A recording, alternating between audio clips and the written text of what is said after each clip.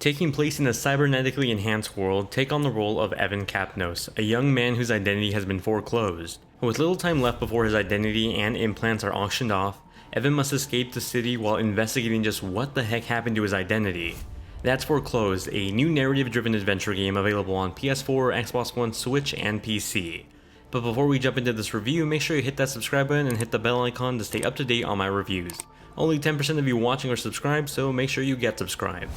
You play as Evan Kapnos, a young man living in a cyberpunk world ruled by body modifications and companies profiting off it. It's in this money-fueled world that companies own people's identities, and if these companies fall into debt, then those identities get auctioned off to repay that debt.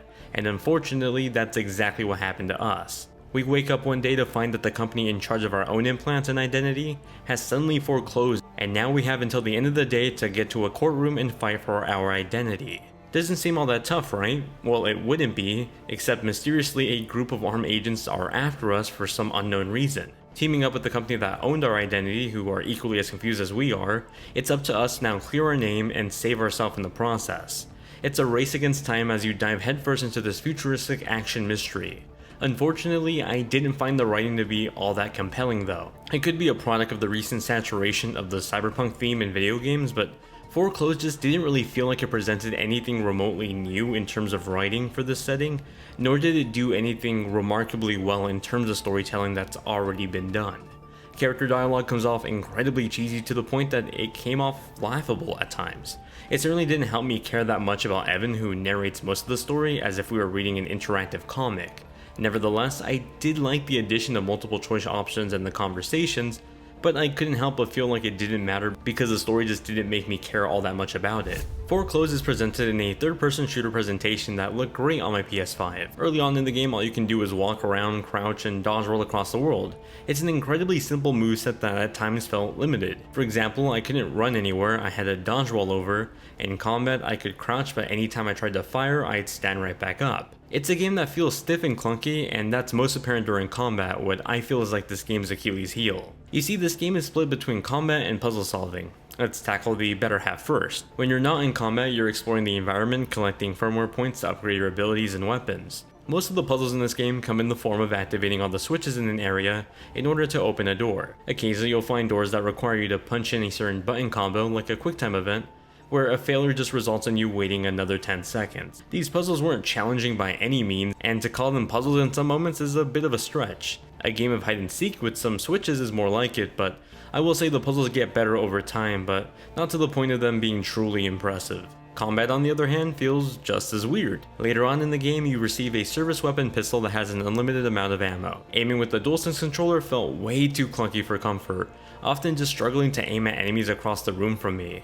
These combat moments are designed to have large waves of enemies come after you as you enter a hallway or a new room. When you have a dozen enemies aiming at you at once, a very low time to kill for yourself, and struggle to just try to aim at enemies, it makes for one exhausting combination.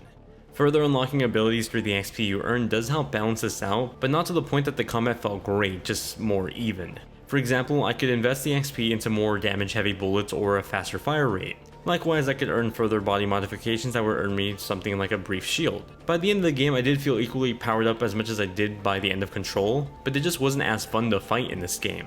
Enemy AI is also very dumb to the point of not even reacting to seeing their teammates being knocked out on the ground in front of them. Truth be told, after watching the gameplay showcase for this game, I was excited to get my hands on it and cover it for the channel, but I'm just saddened by how uncompelling I found its gameplay to be. If there's one major redeeming quality for Foreclosed, it's its presentation. I wasn't a fan of its story or gameplay, but man did the developer put a lot of attention and care into the art design. Presented as a cel-shaded game using a color palette mostly of bright pastel colors, Foreclosed has a uniquely pretty look compared to most cyberpunk games.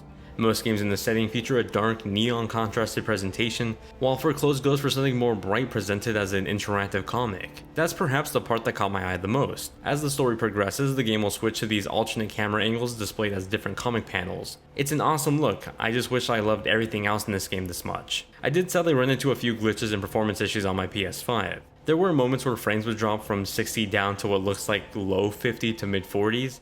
It certainly doesn't seem like a lack of power issue, just something with the game's optimization. In other instances, I found myself getting stuck between the camera angles and corners. Sadly, the only solution was to restart the mission and from a previous checkpoint, which already feels pretty unforgiving, especially during combat sections. Foreclosed has a music profile you'd probably expect out of a Cyberpunk game, a mix of electric, techno, and synthwave to try to craft this atmosphere of dystopian future with advanced technology. It does a decent job at forging that mood and environment that Foreclosed was going for, but not to the point of being all that memorable, just satisfactory. As for the voice acting, it was just mediocre in my opinion. Oddly enough, it was the protagonist who I felt suffered the most from a mix of somewhat poor delivery and just way too cheesy writing for me to ever take him seriously. The supporting cast does a much better job at least delivering their lines despite the writing quality. Foreclosed looked like a cool cyberpunk adventure game that I was very much looking forward to playing. Sadly, it didn't live up to everything I was looking forward to from the trailer. Its writing was mediocre, its gameplay feels stiff and lacks polish in various areas, and ultimately just failed to grab my attention. I love the look and the art direction, I just wish I could say the same for everything else. Unfortunately, in the plethora of cyberpunk themed indie games out there, this isn't one I'd recommend.